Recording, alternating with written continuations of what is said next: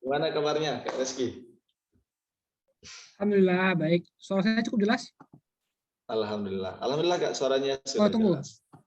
Sepertinya headsetnya lowbat sebentar. Lanjut. Siap, siap. Baik, untuk teman-teman sekalian, materi sudah bergabung. Sambil kita menunggu kesiapan materi. Dari sekarang, minta tolong disiapkan alat tulisnya teman-teman semua, dan juga on kamera ya teman-teman. Silahkan semaksimal mungkin usahanya buat on kamera agar diskusi kita lebih interaktif dan juga berjalan dengan lancar, nyaman, dan kita pun menikmatinya. Oke teman-teman, silahkan dipersiapkan buku, kemudian kameranya dinyalakan. Baik, karena sudah ready Kak Resi? Siap Bang Hamidi. Baik, kalau gitu saya langsung persilahkan kepada Kak Reski Firmansyah untuk menyampaikan materinya. Waktu dan tempat kita sebut. Silakan Kak. Oke, saya izin share screen ya. Bismillahirrahmanirrahim. Assalamualaikum warahmatullahi wabarakatuh. Waalaikumsalam warahmatullahi wabarakatuh. Alhamdulillahirrabbilalamin. Rabbi zidni ilman warzuqni fahman. Rabbi shrah li sadri wa yassir li amri wahlul 'uqdatam min lisani yafqahu qawli. Alhamdulillahirrabbilalamin. Teman-teman, bersyukur pada Allah, pada malam hari ini kita bertemu secara virtual, tak pernah ketemu fisik. Semoga kelak Allah izinkan kita ketemu fisik insya Allah ya. Selamat kepada Nabi mengucapkan Allahumma sholli ala sayyidina Muhammad wa ala sayyidina Muhammad. Semoga dengan banyak salawat semakin besar pula peluang kita mendapatkan syafaat kelak. Amin amin ya rabbal alamin. Baik teman-teman, izin share screen. Izinkan memperkenalkan diri ya, nama saya Reski Firmansyah, tadi sudah digunakan sama Bang Hamidi. Izinkan pada malam hari ini saya akan berbagi pengalaman materi tentang panduan penulis pemula. Berhubung nanti output dari kelas ini dan akan ditindaklanjuti oleh panitia untuk bikin sebuah buku. Semoga nanti panitia dapat gambaran ya bagaimana bikin bukunya. Saya penulis, pekarya, pembicara. Teman-teman kalau suka baca silakan di blog saya reskifirmans.com atau di Instagram saya Reski Passion Writer. Ya teman-teman, kita bakal ngobrol tentang 3 hal nih. Kenapa, apa, dan bagaimana. Kenapa kita menulis, apa sih menulis, dan bagaimana cara kita mulai menulis. Kita bakal langsung singkat to the point. Semoga teman-teman langsung eksekusi. Ada kertas ya. Kertas itu kan ada 2 balik tuh. Teman-teman silakan gunakan sebaik-baiknya. Halaman 1 gunakan untuk mencatat apapun yang teman-teman anggap menarik, insightful. Sedangkan kertas sebaliknya untuk kita latihan nanti ya. Jadi silakan digunakan. Catat aja, nggak mesti notulen, tapi catat aja hal-hal yang menarik teman-teman dapatin. Teman-teman, kita pasti punya titik awal yang berbeda. Kita punya titik awal yang berbeda, entah itu menulis ketika kita bikin diary, atau ketika kita bikin surat, atau ketika kita langsung nembak aja buku antologi, atau kita bikin lomba, terserah apa saja. Yang pasti setiap dari kita pasti punya titik mula dan tidak perlu diperbanding-bandingkan. Nah, titik mula saya adalah dari diary harian ketika SMA. Ini adalah buktinya, teman-teman. Kemudian singkat cerita, beberapa tahun saya mulai dan saya bangun habitnya menulis di diary harian, saya ikutan lomba pertama kali, lomba menulis, dan itu adalah lomba yang sangat berkesan, teman-teman. Karena kenapa? Karena pada saat itu di lomba itu tingkatnya provinsi, seprovinsi Riau. Ada teman saya yang sudah terbiasa nulis, ada juga junior saya yang juga sudah terbiasa nulis.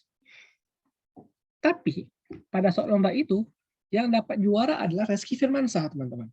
Kenapa? Saya juga nggak tahu, karena kan saya bukan panitia dan saya nggak tahu jawabannya kenapa. Ini buktinya, teman-teman, pialanya.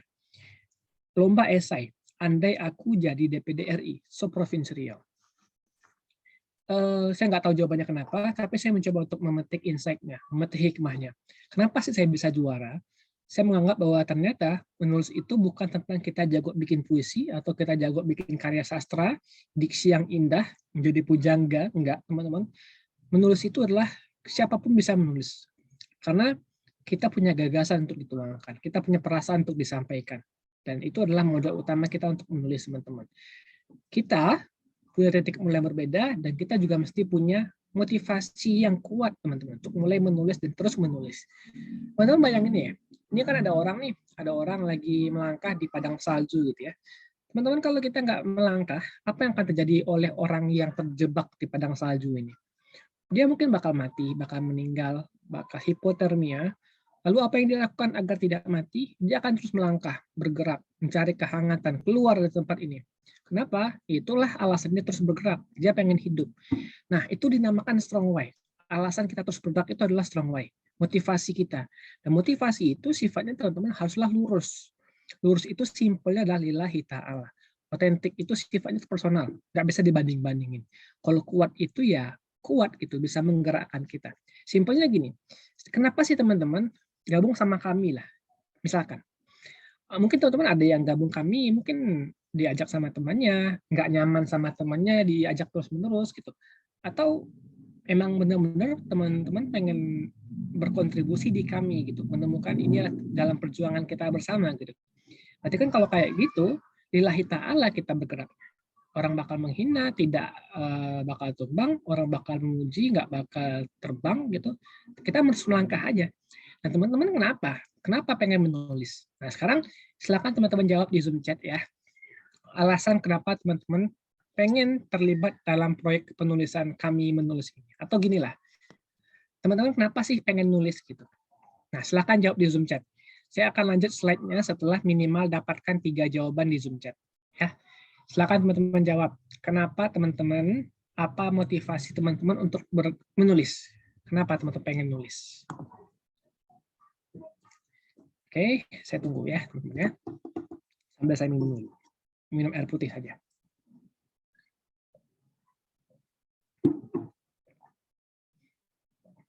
Kenapa teman-teman menulis?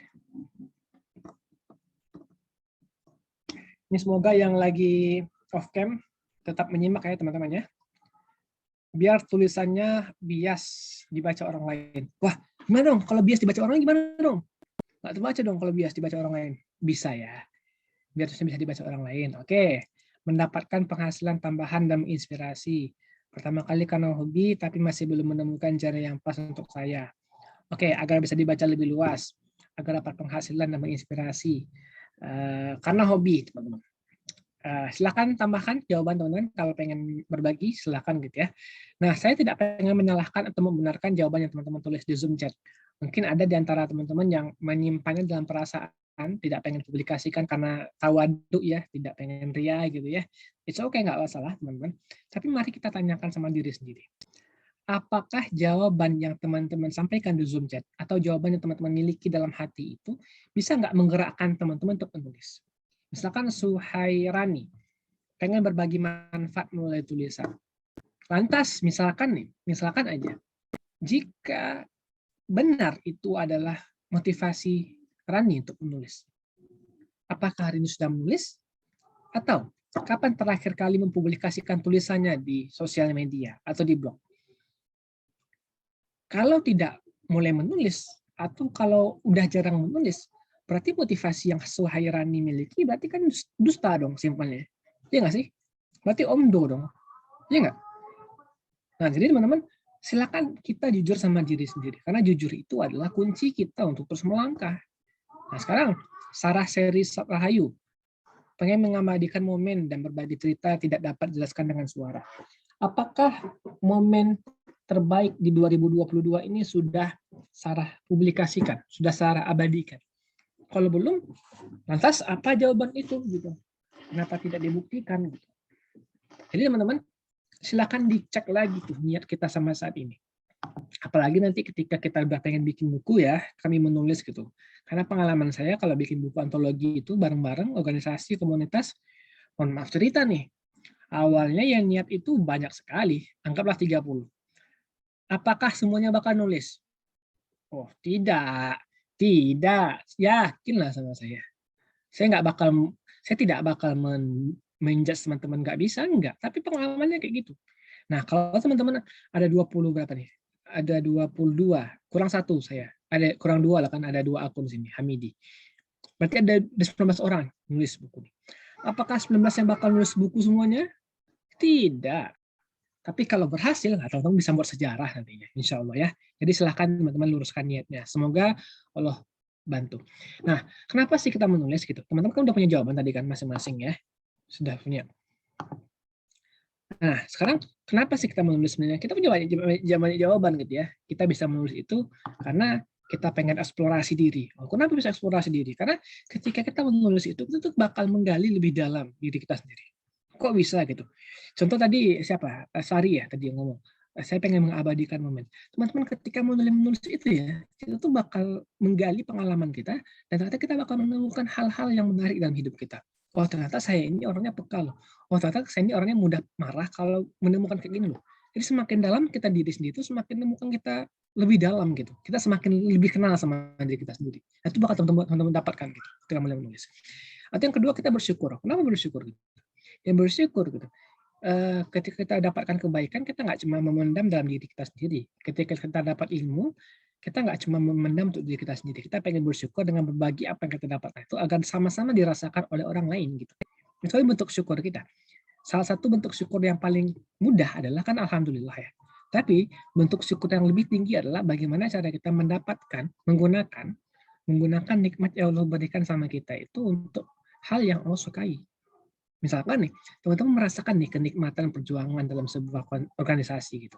Maka bagaimana caranya agar lebih bersyukur gitu? Gimana cara organisasi itu bisa lebih bermanfaat? Termasuk dengan cara menulis gitu. Masih nomor 3 ya. Nomor 4 dan seterusnya teman-teman bisa gali sendiri. Teman-teman tadi udah punya motivasi masing-masing kan? Kenapa sih menulis? Tidak perlu dibanding-bandingkan motivasinya, yang penting adalah apakah motivasi teman itu bisa menggerakkan untuk terus menulis. Nah sekarang, mari kita bermain tebak-tebakan teman-teman. Definisi menulis ya, definisi menulis. Ada 4 gambar di layar teman-teman. Ada gambar teko, ada gambar bubble chat, ada gambar hati, ada gambar pulpen. Teman-teman coba rangkai dalam satu kalimat saja, apa definisi menulis menurut gambar terlampir. Saya pengen hikmah lah, hikmatullah, coba open cam dulu, open mic dulu. Apa hikmah? Menulis adalah bla bla bla. Dari gambar ini. Ya, Kak. Apa kira-kira? Tebak-tebakan, tebak gambar, kuis.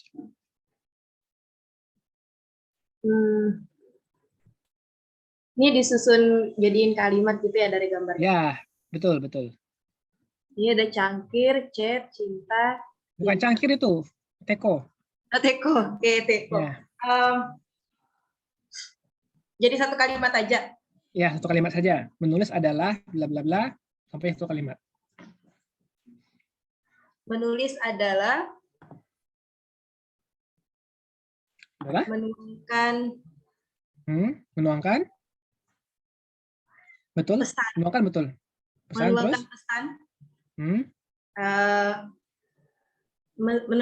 Menuangkan pesan cinta melalui pena. Oke, siap. Terima kasih banyak. Hikmatullah. Saya pengen kasih kesempatan moderator lah. Hamidi, Bang Hamidi, ada nggak jawaban kira-kira nih? Terima kasih banyak hikmah jawabannya. Oke. Kalau saya lihat ini kayak mengekspresikan perasaannya, kemudian menyelipkan pesan dalam tulisan. Begitu nggak? Mengekspresikan perasaan dalam tulisannya. Siap. Terima kasih banyak Bang Hamidi.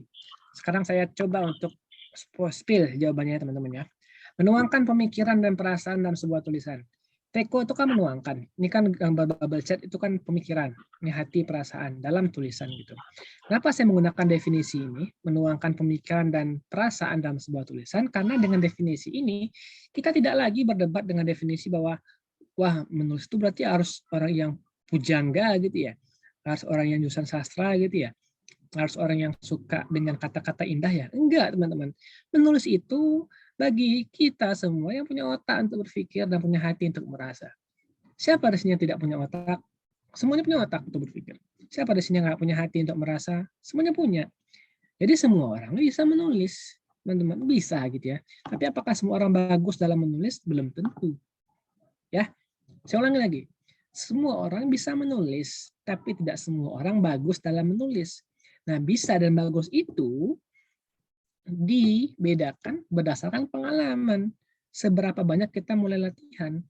Kenapa saya terbiasa menulis? Karena sudah nulis itu sudah 10 tahun lebih yang serius ya. 2009 bahkan, kan 2022, 13 tahun. Jadi ketika saya bikin buku sampai 46 itu ya sebuah pencapaian yang layak bersyukur, alhamdulillah hazan min fadli rabbi. Tapi itu Dibuktikan karena proses teman-teman. Nah sekarang teman-teman udah berapa lama nih berproses gitu. Saya tidak tahu gitu ya. Jadi jangan pernah mengatakan aku nggak bagus dalam menulis. Ya nggak apa-apa kalau nggak bagus dalam menulis. Emang bukti ini kayak gitu. Tapi bukan berarti teman-teman nggak bisa menulis ya. Hanya butuh proses saja. Ya sekarang teman-teman juga termasuk definisi dari karya. Karya itu kalau kita menggunakan definisi dari KBBI adalah pekerjaan, hasil perbuatan ciptaan. Jadi sejelek apapun karya kita gitu, itu kita anggap karya. Jangan kita anggap sampah teman-teman ya. Kita anggap karya dulu. Kayak ini nih. Ini adalah gambar kertas yang diremukkan. Kertas yang diremukkan ini kita apa ini? Kita bisa mengatakan dengan segampangnya ya buang aja ke tong sampah, kan sampah gitu.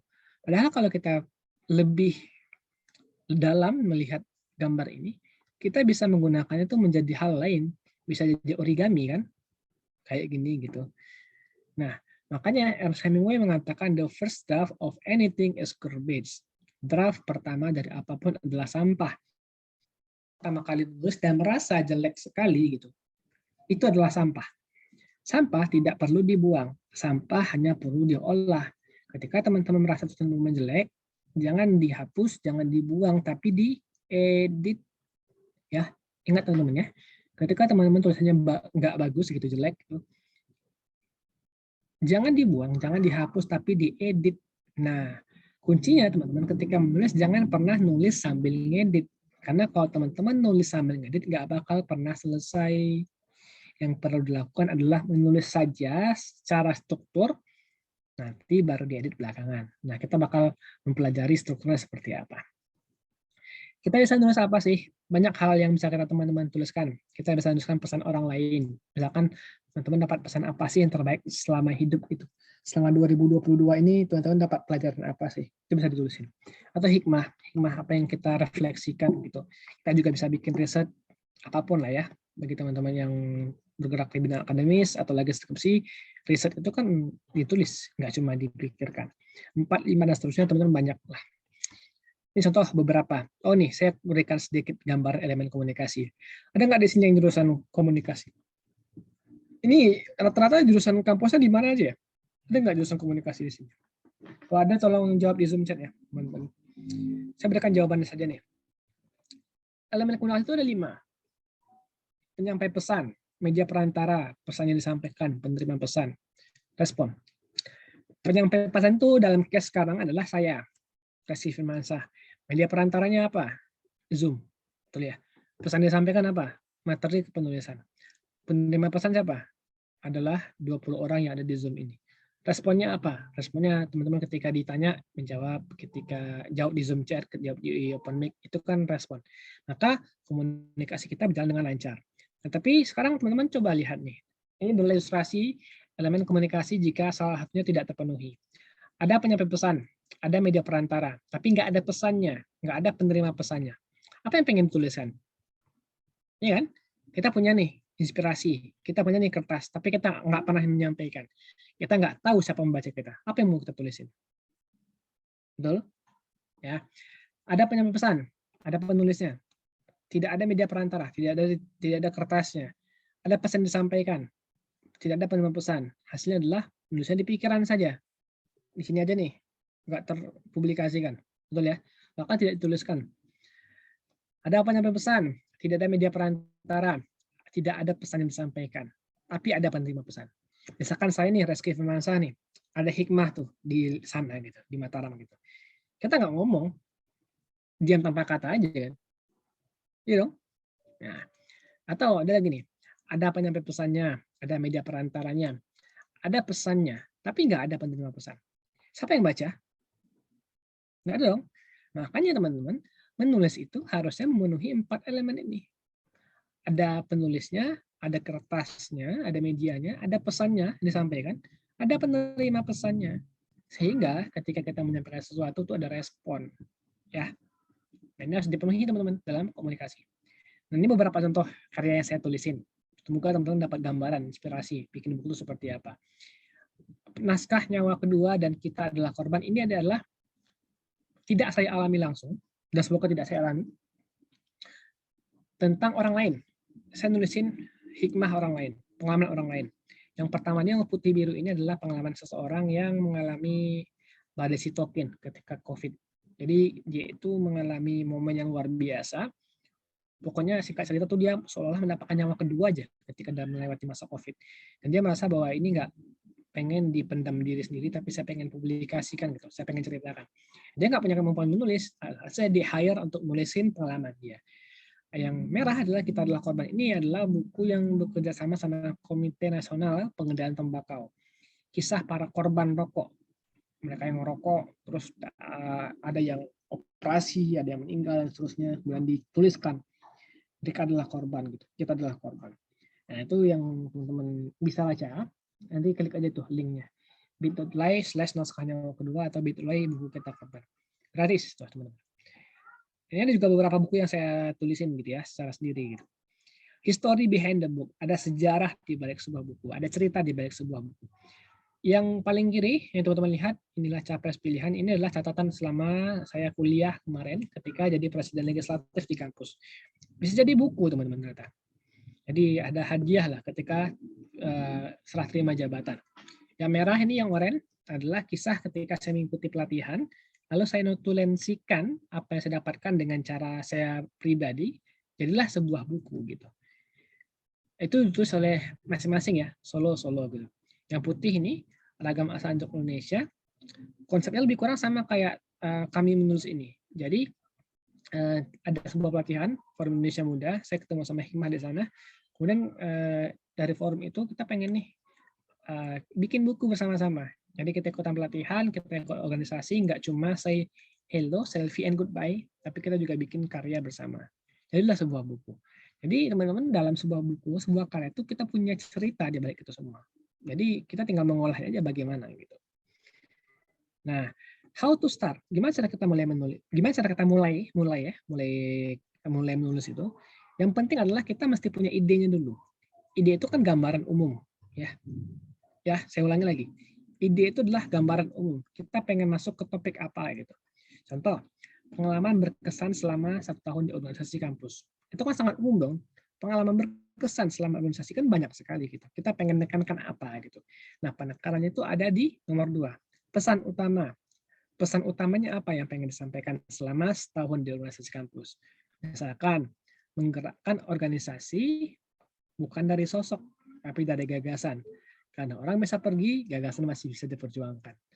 Dan inilah yang teman-teman,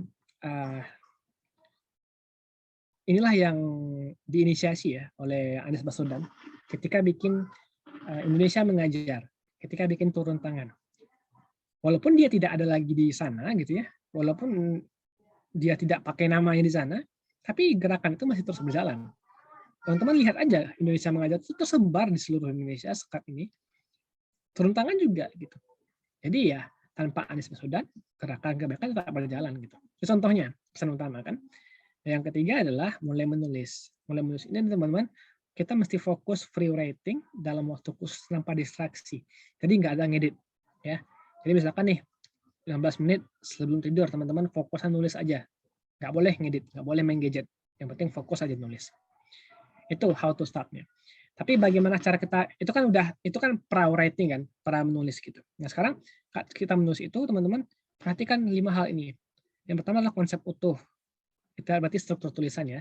Kemudian free writing, kita mulai nulis, baru ngedit, kemudian bikin alternatif judul, barulah kita bikin judul final. Jadi judul itu nggak di awal teman-teman. Pun setelah judul terlihat di akhir, jangan langsung mikir atau judul final, tapi bikin beberapa alternatif judul dulu aja. Baru nanti dipilih mana yang judul terbaik. Ya. Nah ini teman-teman kita latihan dulu ya. Udah ada kertas ya. Sekarang coba lihat nih teman-teman. Di tengah ini ada tulisan kan Mas Tato Tom. Mas Tato Tom ini adalah pesan yang pengen disampaikan bahwa kita harus berjuang semampu yang kita tahu, semampu yang kita punya gitu. Jadi ellipse namanya nih. Metode ellipse ini fokusnya mengeluarkan ide. Singkatnya teman-teman, yang tengah ini adalah ide utamanya, sedangkan yang kecil-kecil di luar ini adalah anak-anak ide hal yang berhubungan sama tema utama. Contoh Mas Tato Tom itu kan berjuang semampunya. Apa kata kunci yang berhubungan sama pengalaman itu gitu. Misalkan legacy, memperjuangkan standar, buku Bang Arif gitu. pelukan seorang ayah, masuk surga sekeluarga, push until limit, bergantung pada Allah, dan seterusnya gitu. Jadi segala hal yang berhubungan sama tema utama kita pecah dulu menjadi anak-anak ide. Nah sekarang teman-teman kita bakal latihan dalam waktu 3 menit. Saya akan hitung stopwatch agar teman-teman menggunakan metode ini. Oke? Sebelum itu apakah ada pertanyaan terkait ini? Jika tidak ada, kita langsung latihan teman-teman ya. Sebentar, saya buka stopwatch dulu. Jadi teman-teman silahkan gunakan kertasnya di kan setengah tuh. Jadi setengahnya tuh pakai metode ini ya teman-teman ya. Setengahnya digaris gitu. Silahkan di tengah-tengah itu dibikin tema utamanya apa. Pesan utamanya, sorry, bukan tema. Pesan utamanya apa. Kemudian di sekitarnya itu tulislah kata-kata kunci yang berkaitan sama tema pesan utama. Oke? Dimulai 3 menit dihitung dari sekarang.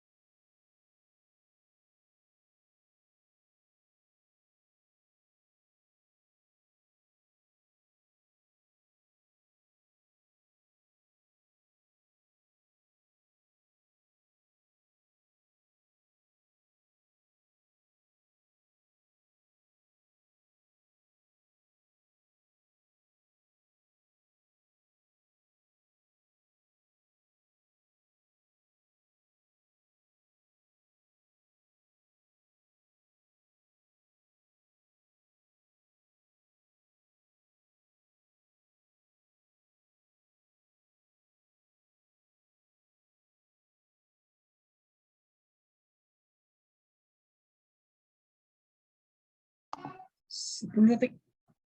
9, 8, 7, 6, 5, 4, 3, 2, 1. Oke, teman-teman, itu adalah metode pertama. Sekarang kita masuk ke metode kedua, lanjutan dari metode elips. Kalau metode elips adalah fokusnya mengeluarkan ide, ya. Jika elips adalah fokusnya mengeluarkan ide, sekarang kita fokus pada menyusun ide. Outline. Outline itu, kalau kita definisikan simpelnya adalah garis luar. Out kan luar, line kan garis. Jadi simpelnya adalah kita bikin bingkai, kita bikin garis batas, di mana kita nggak boleh melewati. Nah sekarang teman-teman,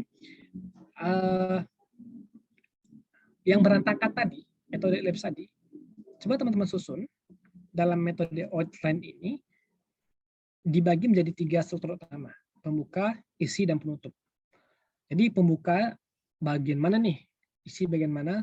Menutup bagian mana? Bahan-bahannya diambil dari metode elips tadi. Jadi hal ini masukkan ke sini, ke pembuka, hal ini masukin ke tengah, bagian ini masuk pada penutup. Oke, kebayang ya? Namun hanya tinggal memindahkan saja. Boleh nggak ditambah-tambahin? Boleh gitu. Apakah semuanya harus dipindahin? Enggak juga. Karena kadang-kadang kan ada yang nggak bisa masuk gitu ya. Jadi cuma nama-nama doang, bumbu doang. Oke? Kebayang ya? Kita mulai dari 3 menit lagi. Dimulai dari sekarang.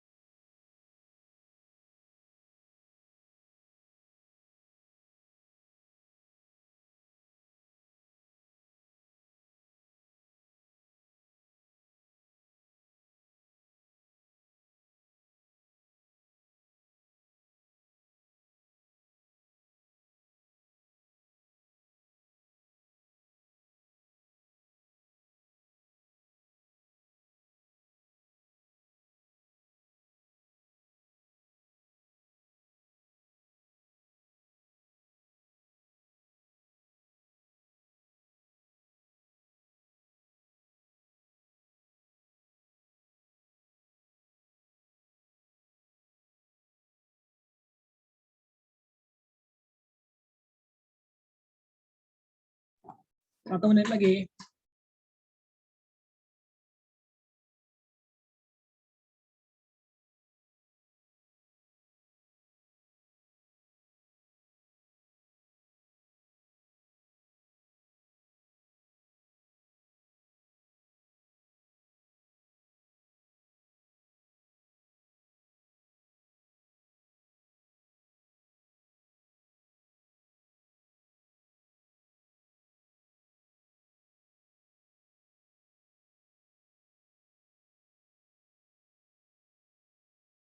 Tiga detik.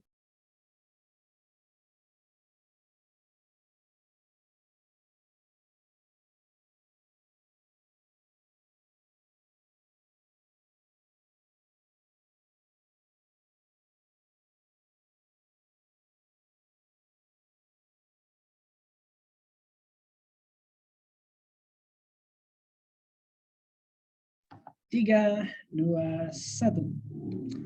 Oke, teman-teman.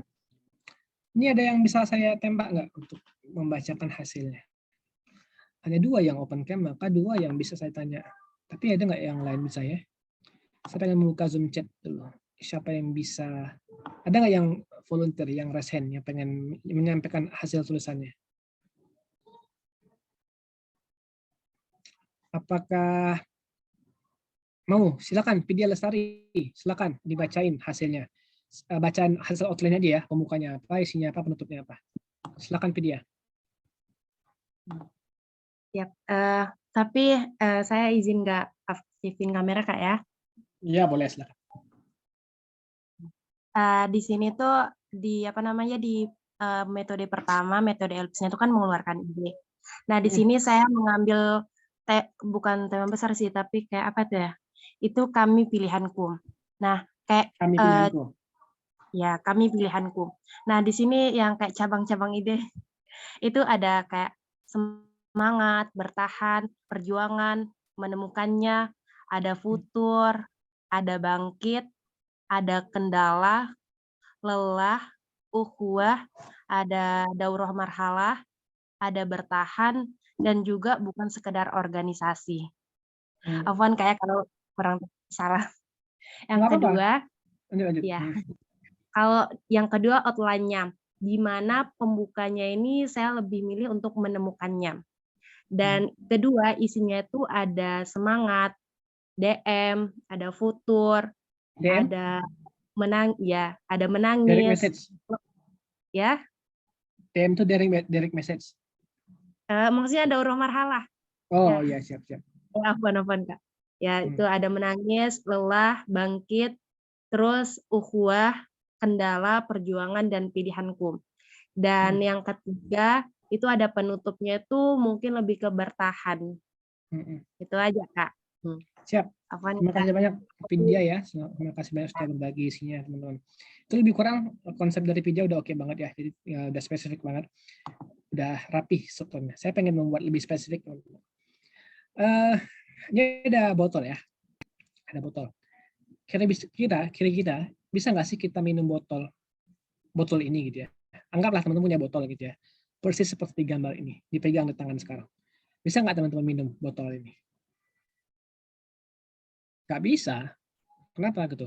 Bukan karena gambar. Kan udah saya katakan tadi bahwa teman-teman bayangin ada botol persis seperti gambar ini dipegang teman-teman secara nyata gitu. Bisa nggak diminum? Nggak bisa. Kenapa? Karena kita harus membuka dulu tutupnya. Ya dong.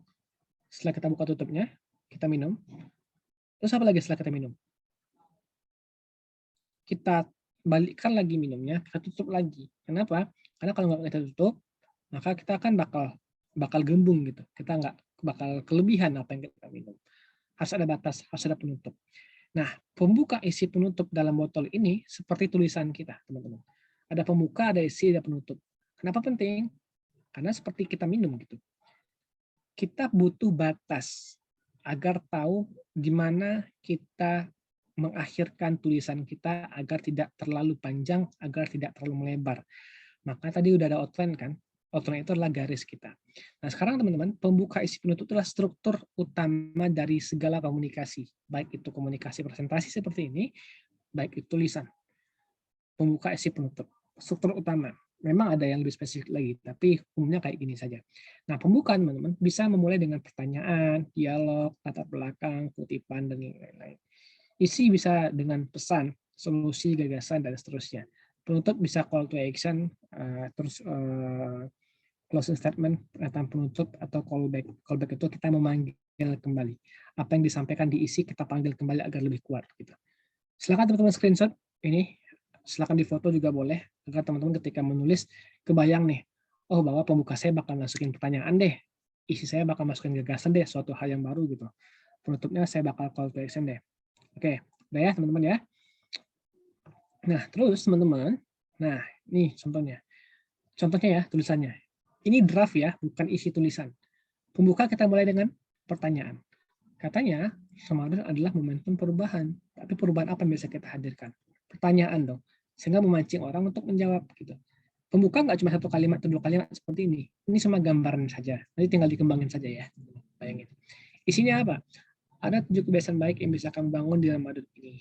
Contoh tuh, ya, teman-teman ya. Berarti kan isinya adalah solusi atas pertanyaan atau jawaban dari pertanyaan tadi. Penutup, yuk buktikan jangan sampai Ramadan dari tahun ke tahun tidak ada perubahan. Ini masuk apa nih? Masuk call to action, call back, atau closing statement? Call to action. Ajakan. Nah, betul. Jadi teman-teman ini adalah contoh tulisan. Nanti teman-teman ketika menulis, silakan dipastikan, silakan di cross check pembukanya pengen jadi apa, isinya bakal seperti apa, penutup seperti apa. Kenapa? Agar nggak boring tulisannya, agar ada batas sehingga tidak kewalahan, sehingga keluar jalur. Gitu. Oke teman-teman, itu adalah materi kita malam hari ini. Selanjutnya kita bakal diskusi dan jangan lupa teman-teman, saat kita mulai nulis gitu, jangan pernah bertahan pada satu titik gitu. Oh, saya udah berhasil nulis buku antologi gitu. Bagus gitu kalau udah bikin buku. Oh, saya udah bikin 10 buku antologi nih. Bagus gitu. Tapi jangan pernah nyaman hanya bertahan di target itu-itu aja. Kita harus naik kelas. Kita harus bikin apa lagi setelah itu. What's next big goals? Karena dengan bertanya hal seperti itu, teman-teman, bakal muncullah sebuah semangat terus bertumbuh. Simpelnya nih, saya kasih contoh nih, teman-teman. 2011 saya pertama kali dapat sebuah buku dari seorang pembicara gitu.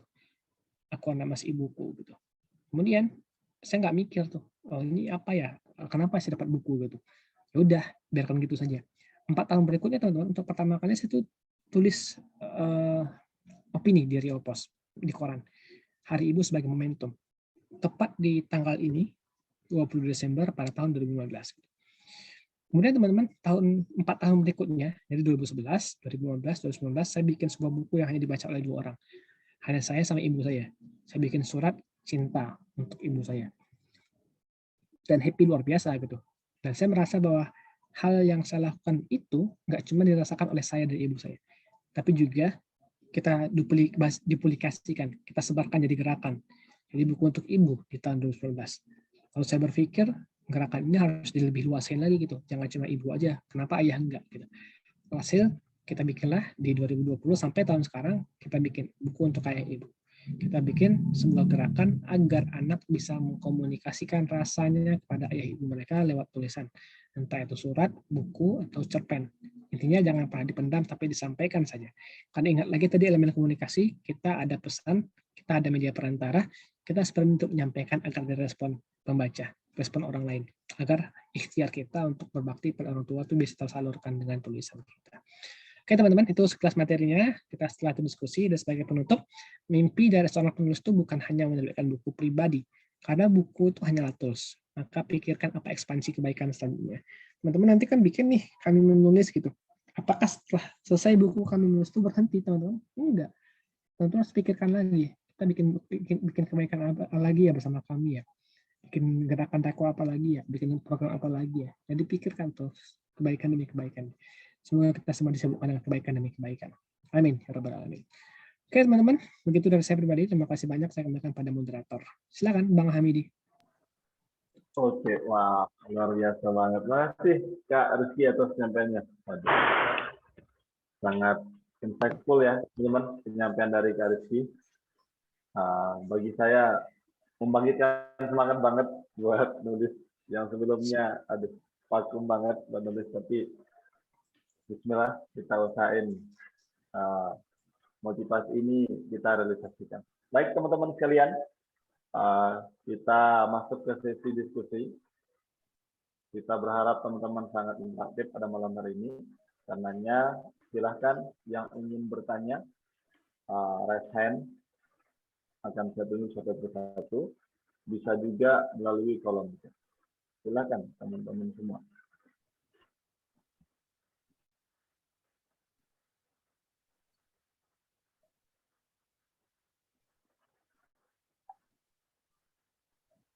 Oke. Saya persilahkan kepada Ardea Regita Pramesti. Ya, silakan. Oke, baik. Bismillah. Assalamualaikum warahmatullahi wabarakatuh. Terdengar suara saya? Mohon maaf sebelumnya. Sudah dengar, silakan. Oke, baik. Sebelumnya terima kasih kepada moderator telah memberikan kesempatan saya untuk bertanya.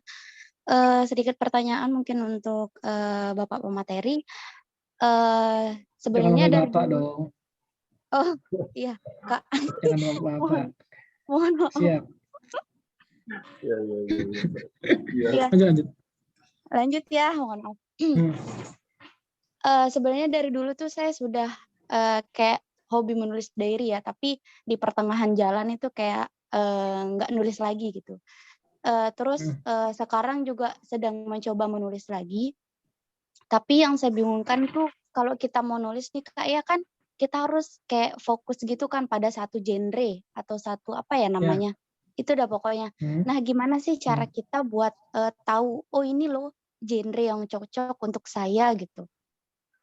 Apalagi sebagai penulis pemula gitu ya, jadinya kayak pindah-pindah genre gitu. Tapi ya sampai sekarang belum tahu genre apa sih yang cocok untuk saya gitu. Mungkin itu pertanyaan saya. Terima kasih. Wassalamualaikum warahmatullahi wabarakatuh. Waalaikumsalam warahmatullahi wabarakatuh. Baik, Ardea jurusan apa di kuliah mana? Kimia MIPA, Kak. Alumni Unrad. Oke. Siap. Terima kasih banyak Ardea pertanyaannya. Bagaimana cara kita mengetahui genre terbaik untuk kita? Caranya adalah dengan dua cara. Cara pertama adalah Ardea coba nulis berbagai genre gitu ya. Silakan genre horor, genre misteri, romance, bikin artikel gitu atau apapun lah ya. Intinya tulislah banyak hal gitu ya. Nah, dengan menulis itu lakukan dua pendekatan. Pendekatan pertama adalah coba cek sama diri sendiri. Ardea nyaman di tulisan yang mana sih gitu. Kalau perlu dibuat peringkat. Oh, saya paling nyaman dibikin puisi nih. Genre kedua saya nyaman bikin artikel. Dan yang paling peringkat rendahnya saya tidak nyaman bikin romance atau bikin opini gitu. Contoh gitu ya. Itu kan kenyamanan diri sendiri. Kita ngecek yang internal. Kemudian yang kedua adalah pendekatan yang kedua. Ardea berikan tulisan itu, segala tulisan itu kepada teman yang bisa dipercaya, yang mau jujur sama apa yang Ardea tulisin gitu. Bukan teman dekat yang pengen muji-muji ya, tapi teman yang berani objektif dan jujur terbuka sama apa yang kita tulisin. Minta dia feedback. Nah, bagi dia mana tulisan yang paling bagus gitu. Nah, jadi jawabannya si orang luar eksternal itu tentang kualitas dan kenyamanan diri kita itu dikombinasikan. Mana sih yang bertemunya nih? Nah, dengan begitu, Ardea bisa tahu bagaimana genre yang terbaik bagi diri sendiri. Karena kan kita juga mesti nyaman sama tulisan kita, nyaman juga nggak cukup, kita juga butuh kualitas yang bagus di tulisan kita.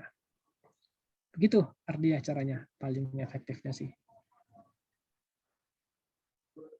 Gimana Ardea, ada feedback? Iya, masuk. Boleh nanya lagi satu kali lagi nggak? Boleh. Silakan. Terima kasih, Kak. Selanjutnya pertanyaan saya mungkin lebih minta saran sih ya ke kakak pemateri. Ada saran apa ya, komunitas atau apa ya untuk bisa menulis gitu, untuk apa ya, untuk memperdalam tulisan kita gitu loh Kak, komunitas atau apa kayak gitu. Kami menulis. Selain ini. Ya, nanti Ardea coba follow di Instagram ya. Namanya Vector Menulis. Vector. Jadi situ punya program namanya 30 DWC. 30 itu singkatan dari 30 Days Writing Challenge. Jadi itu bakal ditantang menulis selama 30 hari. Kita bangun habit menulis selama 30 hari. Alhamdulillah ada jalan 40 angkatan. Sekarang ada jalan 40 angkatan nih. Hari 40 angkatan hari ke-7. Ya, hari ke-7. Nanti dia gabung aja di angkatan 41. Mungkin bukanya Februari awal kali, insya Allah. Itu nanti bisa dicoba gabung di sana. Ada feedbacknya, ada materi dari mentornya, ada komunitasnya juga, jadi nggak dibiarin gitu aja. Nggak jalan sendiri, tapi jalannya bareng-bareng. Begitu, Ardea. Saya tunggu ya di 30 WCJ 41. Ya, makasih Kak. Sama-sama. Aman ya, Ardea. Kita lanjut. Tapi dia Lestari atau mau nanya. Silakan. Dia Lestari. Monggo. Izin bertanya Kak ya. Tadi kan dibilang kan tadi Kak, menulis itu kan berdasarkan gambar sebelumnya tadi itu kan menuangkan pemikiran dan perasaan dalam tulisan. Nah, tapi emang kan katanya menuangkan pemikiran nih. Tapi kok sekarang sebelumnya kan saya juga pernah coba-coba untuk menulis gitu. Tapi kayak kayak berhenti di tengah jalan gitu. Karena nggak tahu apa lagi nih yang mau ditulis nih Kak.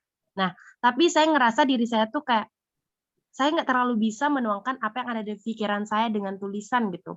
Tapi kayak saya ngerasa saya tuh cuman bisa kayak saat itu saya mikir kayak saya bisa cuman kayak ngomonginnya doang gitu. Tapi kalau saat menuliskan apa yang ada di pikiran saya tuh kayak kesusahan gitu Kak.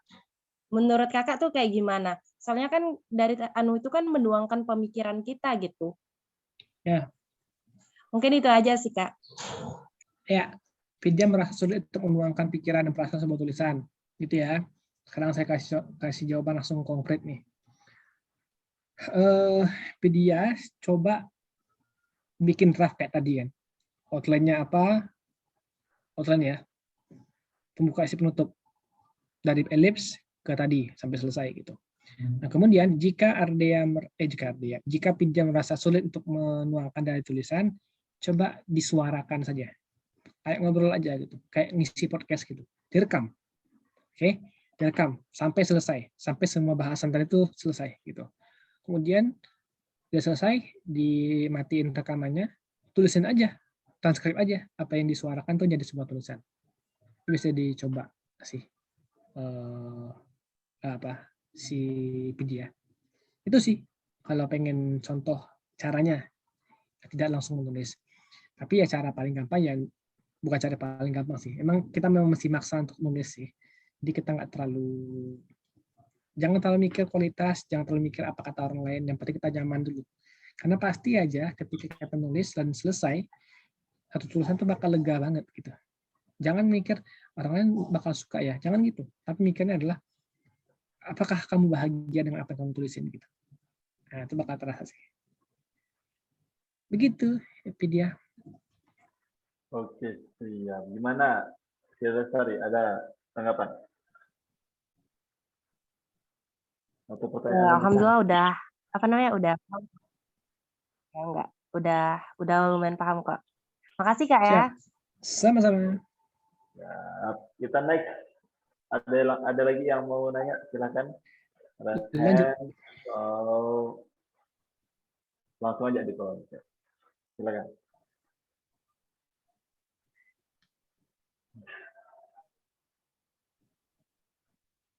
Oke, hanya masih mikir tentang ini Kak. Mengisi kosongan saya aja yang nanya ini.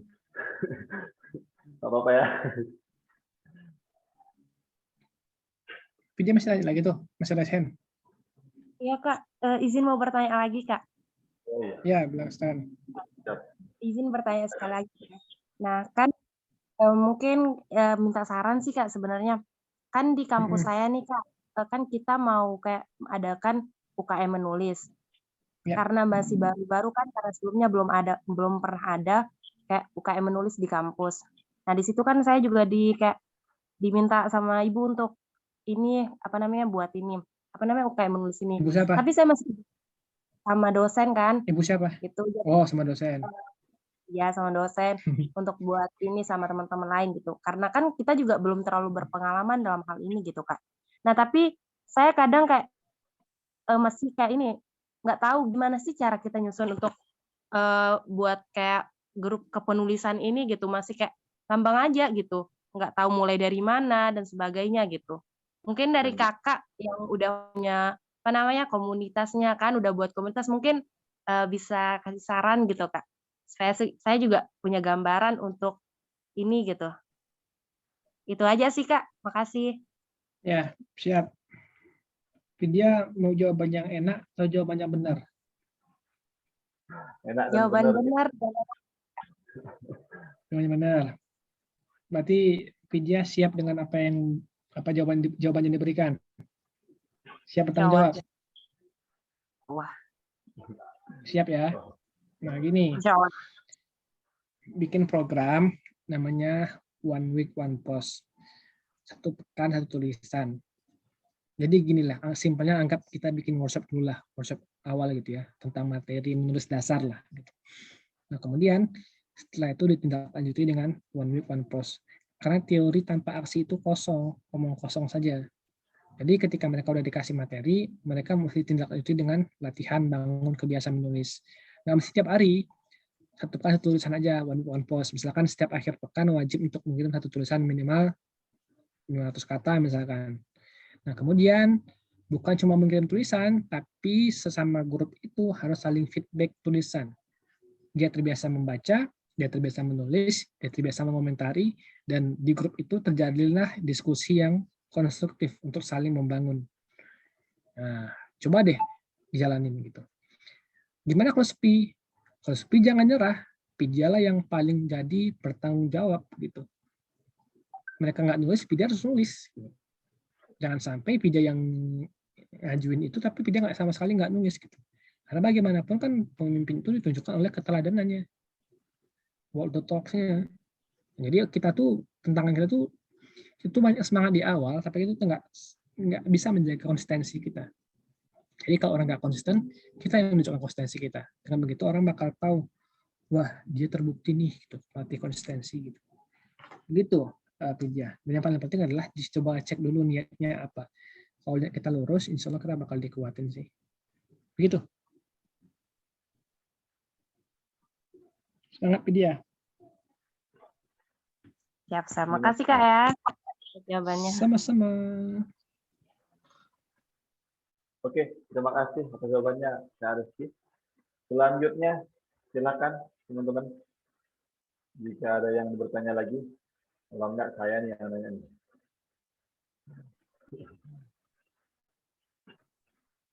Gimana? Silakan lewat kolom chat atau open mic. Sembari nunggu, kayaknya saya dulu deh Kak. Ya, silakan. Siap, makasih Kak. Sebenarnya pertanyaan dasar sih Kak, karena beberapa bulan kemarin, beberapa pekan kemarin, sudah saya coba, saya targetin diri satu hari satu post, one day one post, dan isinya dan sebulan One day beli, one post. ya sebulan lebih itu berjalan dengan baik. Dan itu ketika saya libur kuliah Kak, antara semester yang satu dan yang lain. Jadi free banget waktunya, berjalan dengan baik. Kemudian saya rasakan ketimpangan itu ketika masuk kuliah. Mulai jarang ngepost, mulai nggak nulis, terus sama sekali sekarang nggak pernah ngepost gitu. Ya. Jadi saya sampai sekarang belum menemukan semangat yang mampu membangkitkan saya lagi untuk bangun kebiasaan itu lagi. Sempat kebangun beberapa pekan kemarin, sempat meringankan targetnya, seminggu sekali ngepost, dan itu bercerita, karena emang saya senang cerita. Jadi setiap postingan itu hanya cerita. Berjalan beberapa pekan, mandek lagi di pekan-pekan berikutnya gitu. Dan sampai sekarang, sehingga saya pun kebingungan bagaimana membangkitkan semangat itu dan bagaimana menemukan strong why yang memang membuat saya konsisten dengan target saya tadi. Kira-kira gimana? Itu sih Kak dari saya. Sebentar ya, saya mesti buka sesuatu dulu.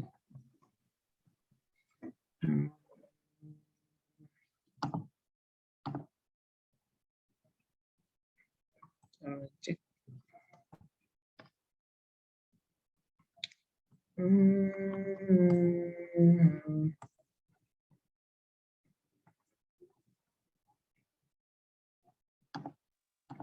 Jadi gini, jika kita salah mendeteksi masalah, maka kita bakal salah untuk menemukan jawaban.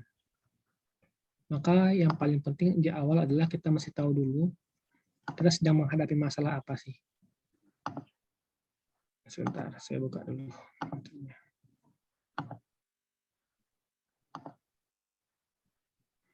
Ada namanya pohon akar masalah. Pohon akar masalah ini, saya nggak bisa share screen. Sebentar.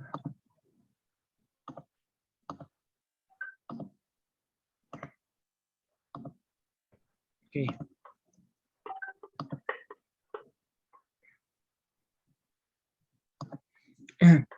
Nih, pohon itu kan ada 3 bagian ya. Ada masalah, ada akibat, ada penyebab. Selama ini, kita seringkali kan melihat masalah nih, batangnya doang gitu. Lalu kita melihat akibatnya. Tapi kita lupa bahwa ada penyebab dari sebuah masalah. Gimana cara memahaminya? Case-nya kayak gini. Anggota dan pengurus tidak aktif adalah masalah. Betul? Akibat dari ini adalah komunitas tidak berjalan sesuai dengan tujuan awal. Anggota tidak merasakan manfaat. Contoh ya, ini contoh case saya gitu. Penyebabnya apa sih? Kenapa sih anggota pengurus tidak aktif? Sebagian besar tidak berusia lanjut, tidak suka nulis, tidak penting menulis, kurangnya semangat dan seterusnya gitu. Nah, Bang Hamidi bisa mencoba untuk mendeteksi masalah dengan cara ini nih. Masalahnya apa sih gitu? Masalah saya malas menulis gitu. Akibatnya malas menulis apa? Coba dideteksi. Apa akibatnya kalau malas? Saya nggak bakal bla bla bla, saya nggak bakal bla bla bla bla bla gitu ya. Nah, penyebab malas apa gitu? Nggak punya tujuan, atau targetnya terlalu mudah, atau terlalu bosan dan seterusnya. Nah, biasanya satu alasan itu, satu penyebab itu tuh bisa ada lagi anak-anak penyebabnya. Nah, dengan tahu hal begitu, nanti tahu masalah solusi seperti apa. Oh, kalau ternyata masalahnya adalah saya tidak termotivasi karena targetnya kecil, maka butuh tantangan baru gitu.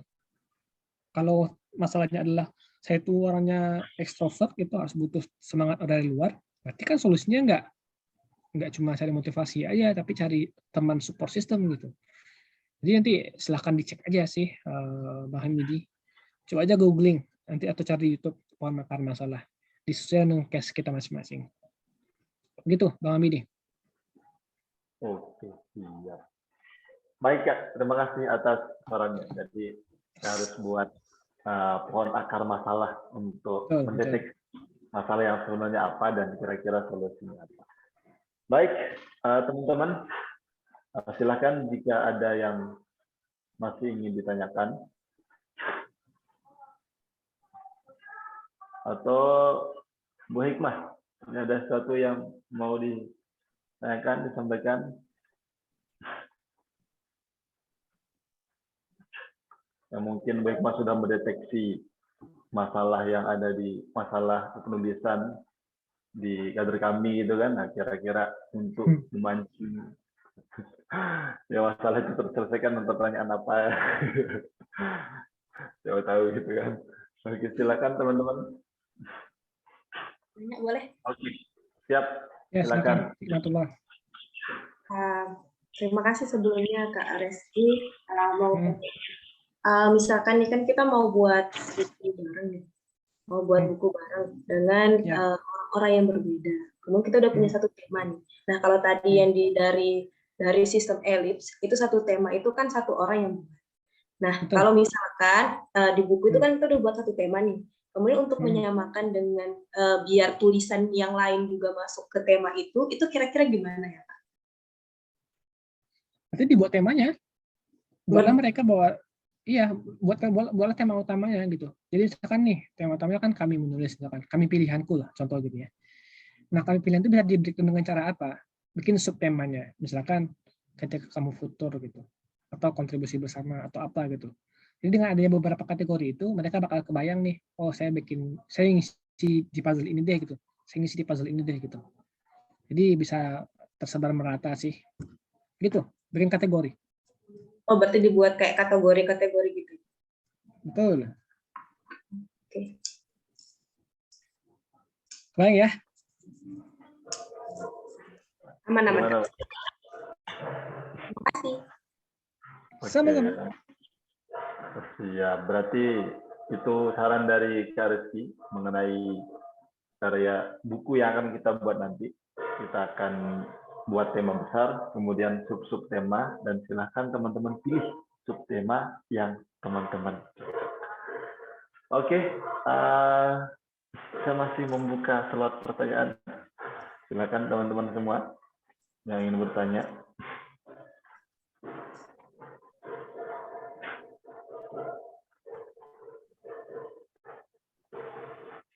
Oh, sepi ini berarti kayaknya udah cukup, Kak Rizky. Ya, boleh. Cukup progresnya besok. Dan kemudian saya minta wejangan terakhir atau closing statement dari Kak Rizky untuk kita semua malam hari ini. Oke, teman-teman. Bahwa satu kunci bagi kita untuk terus bergerak adalah kita jujur sama apa yang kita perjuangkan gitu. Dalam hal apapun. Dalam hal berorganisasi, dalam hal beribadah, termasuk dalam hal menulis. Nah, teman-teman tanyakan nih, kenapa sih saya menulis gitu? Lantas jika teman-teman tidak menemukan motivasinya, apakah teman-teman mengalah gitu, menyerah, menghilang bahkan begitu saja tidak bertanggung jawab pilihannya?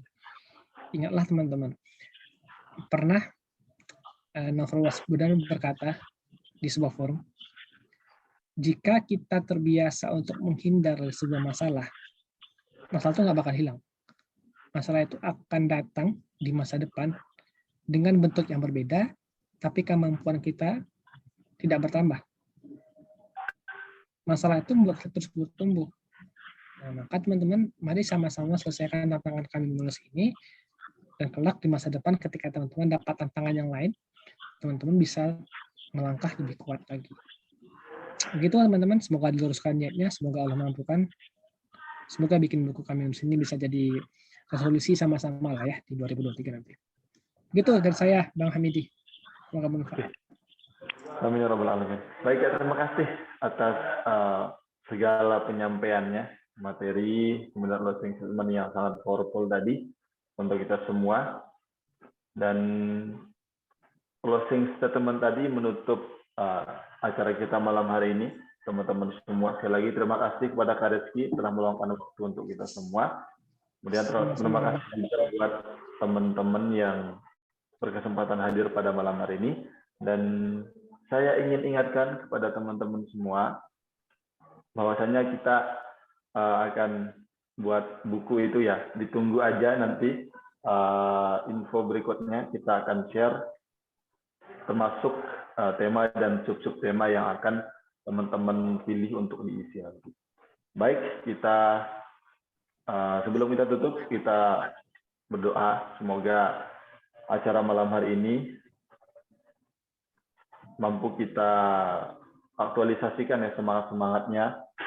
Kita buktikan bahwasanya kita nggak cuma materi, nggak cuma diskusi, tapi ada aksinya juga. Dan kita semoga maksimal dalam penerapannya. Amin, amin ya rabbal alamin. Baik, kita tutup diskusi kita teman-teman sekalian dengan sama-sama meluruskan alhamdulillah dan doa kafaratul majelis. Alhamdulillah rabbil alamin. Subhanakallahumma wa bihamdika asyhadu an la ilaha illa anta astaghfiruka wa atubu ilaik. Baik, terima kasih Kak Rizky dan semuanya. Selamat malam, selamat beristirahat, dan tunggu info mengenai bukunya. Oke, terima kasih. Assalamualaikum warahmatullahi wabarakatuh. See you next. Waalaikumsalam warahmatullahi wabarakatuh. Terima kasih Terima kasih banyak banyak, Kak teman-teman Rizky. semuanya. Maaf ya kalau ada salah kata. Santai. Saya pamit ya teman-teman. Jika oke, siap. Makasih.